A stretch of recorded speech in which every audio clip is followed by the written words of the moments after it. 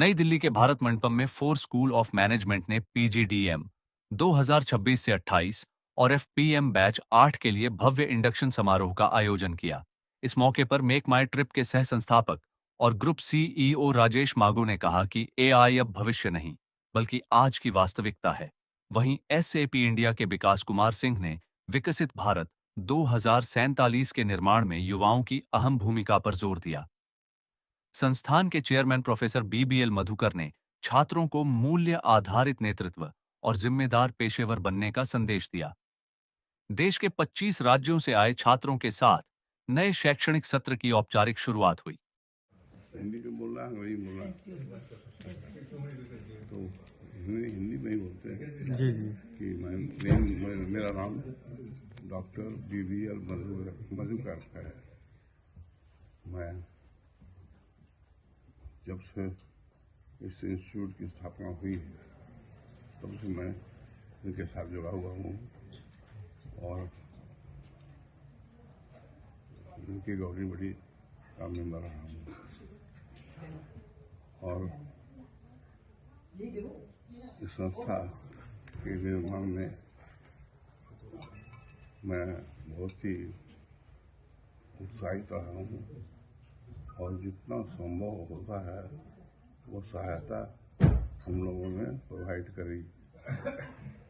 जो मेन जो कंपनी जिन्होंने सहायता दी है, मेन कंपनी जिन्होंने सहायता दी है वो है पब्लिक सेक्टर, इंडिया की पब्लिक सेक्टर की कंपनी है और उसमें जो लोग काम करने वाले चीफ एग्जीक्यूटिव रहे हैं उसमें बहुत से लोग ऐसे हैं जो एमिनेंट लोग थे अपने टाइम के, जैसे कि ओजीसी है या एनएलआर है या और steel authority of India, like that number of organisations are there. तो उन्होंने कंट्रीब्यूट किया है in their own way so that management institute could come up on with their initiatives. So that thing that has made the organization very, very important and very. You see, the contribution has come mainly from the public sector of companies of India, but at the same time, the students who are coming from different parts of the country, they are more, they enjoy good patronage from the public sector, which has been at the back of this organization. Sir, जैसे कि तेजी से बदलती जो business की दुनिया है, तो छात्रों को तैयार करने में मैनेजमेंट की शिक्षा की भूमिका क्या रहती है? किसकी भूमिका? शिक्षक, टीचर्स सर, शिक्षक, टीचर्स टीचर की भूमिका। टीचर तो सब कुछ तो टीचर ही है, टीचर है और टीचर अपने स्टूडेंट्स हैं। इसके अलावा तो कोई थर्ड फैक्टर काम ही नहीं करता है। बिल्डिंग देख करके किसी संस्था में नहीं आता है। बिल्डिंग के ऊपर कोई अट्रैक्शन नहीं होता है। अट्रैक्शन होता है अगर अच्छे प्रोफाइल के टीचर्स आपके पास हैं, जिसके हम लोग कोशिश में यही रहते हैं कि हमारे अच्छे प्रोफाइल के टीचर्स हों, अच्छे एक्सपीरियंस हों, अच्छे इंटेलेक्ट वाले लोग हैं और अच्छे रास्ते पर ले जा सकते हैं लोगों को। तो ऐसे टीचर्स की जरूरत होती है जिसको हम पूर्ति करते हैं और समय समय पर टीचर्स को रिव्यू करते रहते हैं कि जो चीज़ पढ़ा रहे हैं उसमें कुछ ऐसी चीज़ हो जो कुछ थोड़ा अलग हो, भिन्न हो और दूसरे संस्थाओं से अलग हो। सर, जैसे कि four school of management industry की जरूरतों के अनुसार अपने पाठ्यक्रम में किस तरह से बदलाव है, चेंजेस किस तरीके नहीं से? देखिए, अभी जो मेन चीज़ है कि सभी मैनेजमेंट कॉलेजेस में जितना मैनेजमेंट का एजुकेशन दिया जा रहा है वहाँ पर अभी सबसे ज़्यादा प्राथमिकता दी जा रही है वह है AI, artificial intelligence and data processing, data analytics.